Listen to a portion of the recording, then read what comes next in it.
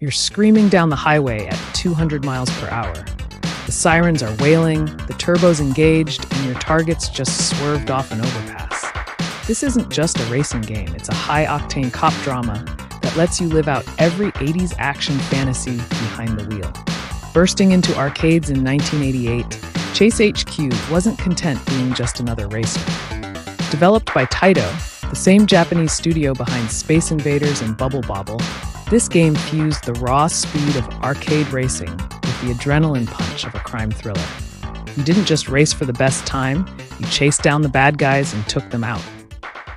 It turned coin-op cabinets into the dashboards of pursuit vehicles and players into unstoppable highway enforcers. At the time, Taito was riding high on a decade of innovation.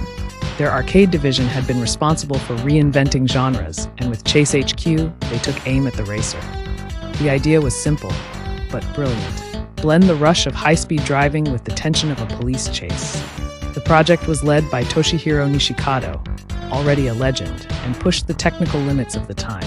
Taito's transition to 16-bit hardware meant smoother scaling, better environmental effects, and more dynamic action than earlier racers ever allowed.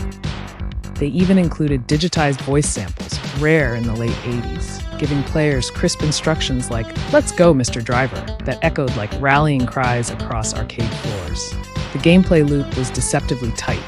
Each stage started with a briefing. Nancy, your dispatcher, put you on the tail of a suspect.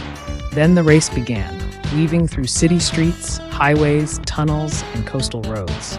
It wasn't just about dodging traffic, it was about hunting. You had a limited time to catch up to the criminal's getaway car. Once you made visual contact, the real test began.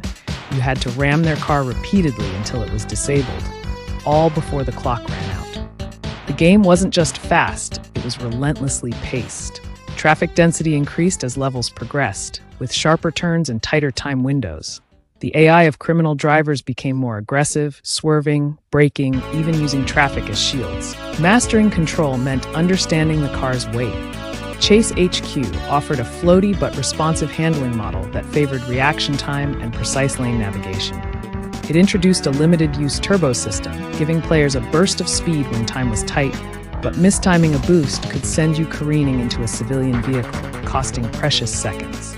Unlike the wide looping circuits of contemporaries like Outrun, Chase HQ's stages were linear pursuits. They narrowed your focus onto the target, heightening the urgency. Each apprehension felt like a mini boss battle, crunching metal, blinking health bars, and the satisfaction of watching smoke pour from your suspect's hood as you dealt that final hit. In the arcades, Chase HQ stood out not just for its mechanics, but for its cinematics. Between levels, you got stylized cutscenes, beepers going off, engines roaring, tactical briefings delivered with the gravitas of a SWAT sting. It had personality. Your partner, Tony Gibson, leaned into every mission with classic buddy cop bravado. It felt like an episodic TV show where each quarter bought you the next car chase. The cultural impact was instant. Chase HQ was a global arcade hit, spawning home versions across a dizzying array of platforms: ZX Spectrum, Commodore 64, Amiga, and even the Game Boy. Not all ports captured the arcade's speed or spectacle, but fans flocked to them anyway, eager to hold a piece of the highway in their hands. In the UK, the ZX Spectrum version received critical acclaim, even earning Game of the Year accolades. The title also saw an unofficial modding community crop up in ports, adjusting difficulty or tweaking damage models long before fan patches became a thing. Speedrunners today dissect every frame of input, mastering enemy spawn patterns and timing turbo boosts down to milliseconds. The arcade soundboard, meanwhile, carved out its own legacy. That slap bass heavy level music, those digitized voice clips, it all stuck. Some fans can recite, word for word, the game's opening Nancy call, like a ritual invocation. Its impact rippled forward. Chase HQ received direct sequels, including Special Criminal Investigation, which added gunplay mechanics, and Super Chase, Criminal Termination, which used sprite scaling tech to simulate 3D. Taito even experimented with polygonal remakes and deluxe cabinet versions in later generations. But the core spirit, velocity, urgency, and Hollywood police catharsis remained untouched. Modern racing games have evolved far beyond the simple hardware that birthed Chase HQ, but few have recaptured its specific thrill. For all the realism in contemporary titles, there's still something intoxicating about a game that replaces race positions with criminal takedowns.